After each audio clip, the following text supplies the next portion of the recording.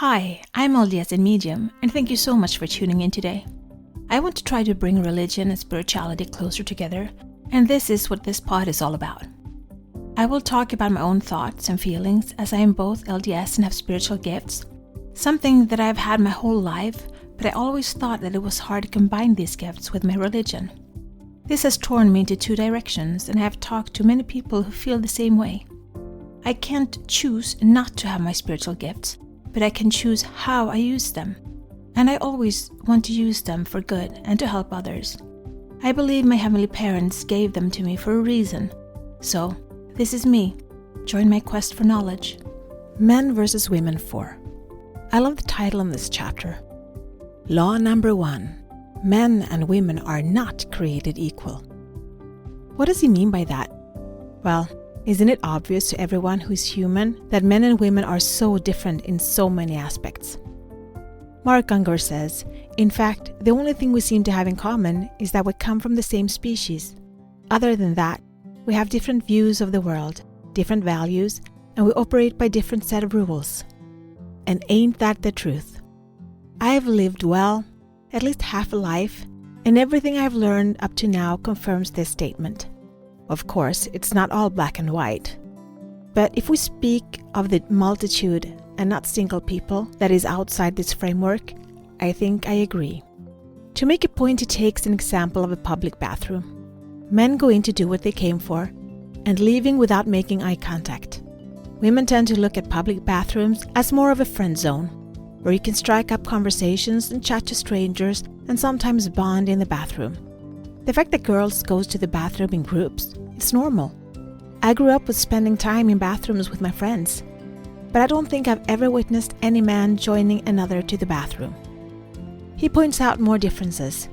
Which ones do you agree with? Men have sex, women make love. Men like things, women like people. Men don't get lost. When women get lost, they ask for directions. Men are hunters. Women gather. Men protect. Women nurture. Does this mean that one is better than the other? I think not. I think we are created to balance each other's weaknesses with our own strengths. Too often we get frustrated because of these differences. But honestly, wouldn't it be boring if we were alike? Mark says, a loving, intimate marriage relationship will leave room for gender differences without making the assumption that the other is wrong. I think it is important to look at the differences and understand how and why we are created the way we are. In a relationship, we have different strong points to bring stability to a union. God created us as men and women for a reason, to help and strengthen each other. In trying to be the best healer I can, I've taken numerous classes. The more I learn, the more I realize that I have left to learn. But do I honestly need to do everything myself? No, I don't. Because if I did, I would have to study and never get started in actually doing what I learn. I have to leave room for people to complement me. And it's the same in a relationship. It's a team working together. Now, when the new Top Gun is out, haven't seen it yet, but I heard it was good. But I love the original. Anyway, in the plane, they were two. One in the front steering the plane, and one in the back helping out, looking around, and doing what the pilot couldn't. In Rally, they have a driver and they have a navigator. And they work together in a team, each one having their own purpose. And in life, that should be it too. A team, working together, having each other's backs, striving towards a common goal, relying and cherishing each other's strengths. Next he says, and listen to this, we assume our gender distinctions are right for both genders. But the truth is, men make lousy women, and women make lousy men. Anyone who has ever had a baby, I think, can sign off to the truth of that. Men can sleep through the night, wake up in the morning, look at you and say, honey, wasn't it a good night? The baby slept the whole night. And you look at him and say, no, the baby woke up 5 times. You just didn't hear it. I've been talking to so many frustrated moms who told me this story, and it was true in my relationship too. My ex just didn't hear the baby crying at night. He probably would have woken up if a burglar came into the house, or a wild animal.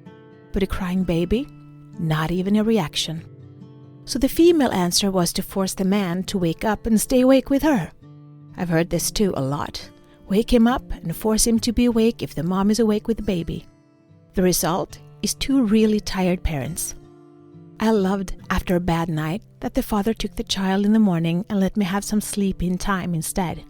That gave me more time to sleep without the baby in the room, and it gave them some quality time bonding.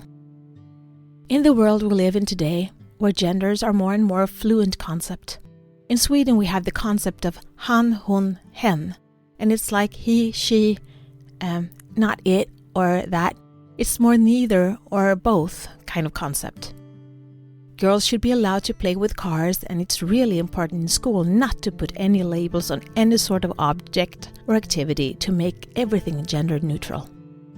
But is this really working, or does it just create more confusion? Mark talks about research done from the 1980s and forward that all point to a conclusion that gender is more established in our DNA than we might think.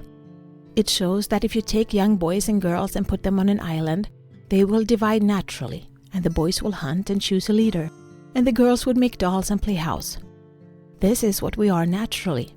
Why are we trying so hard to change this order of nature? I come back to the movement of feminists, and I think it's such a wrong name for it.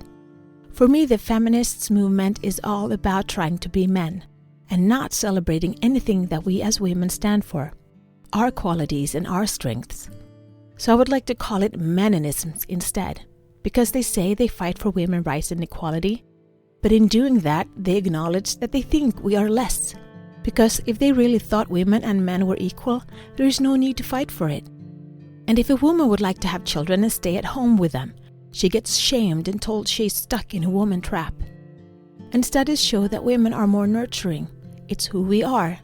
And we are supposed to be ashamed of that and go for being hunters and climbing the corporate ladder instead. Forgive me for feeling confused about this. Women shaming women for being women and doing what's in our DNA. This leads to the next quote. Refusing to understand and appreciate our male-female differences or trying to cover them up results in tragedy. Chaos, conflict, and unhappiness rule. When individuals in a marriage cannot be who they are or feel marginalized for being who they are, they retreat into fake behavior, fight, or flee. There is certainly no intimacy where we can be known and loved. For me, this is true in so many levels. Maybe the biggest problem in my late marriage was this, but not in order to gender. More to who I was and the spiritual gifts that I had, and had to hide away and grow in the dark in order to fit in and feel accepted. I could never talk openly of talking to spirits, having experienced healing miracles or anything out of the norm.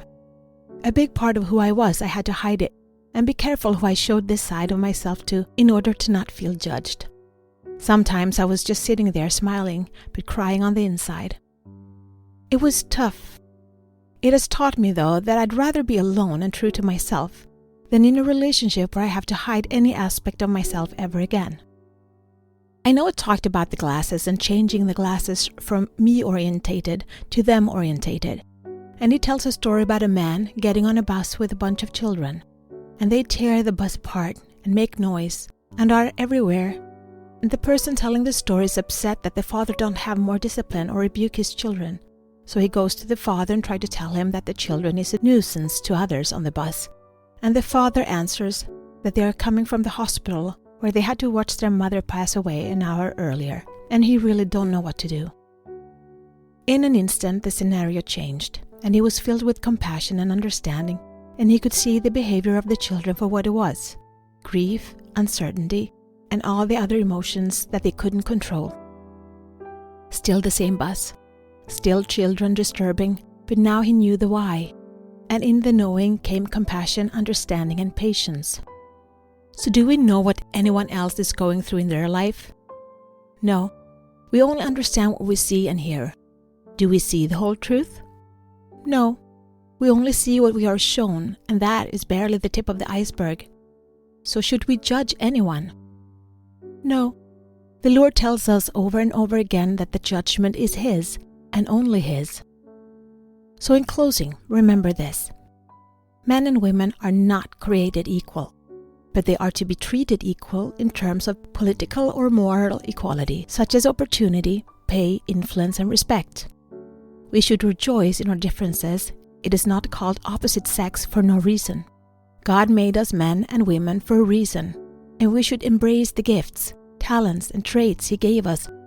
In order for us to find real intimacy, we need to be naked in terms of who we are and our differences with each other, and value each other's differences, and put them to use where they serve the best. This became a long episode, but it was a fun chapter to read. So until next time, be the light, share the light, spread the light, shine. This is my journey. Thank you so much for keeping me company today. Please download, like, share, and subscribe, and help spread the light and spread the word to expand our community.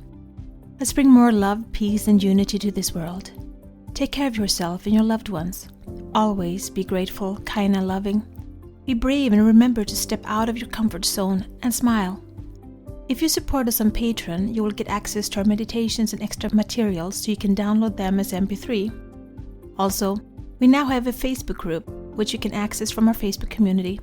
Please answer the questions as you apply to participate. It will be a safe haven where we can keep discussing religion and spirituality, our spiritual gifts, and self-development. Remember, one person can make a difference, but together we can change the world.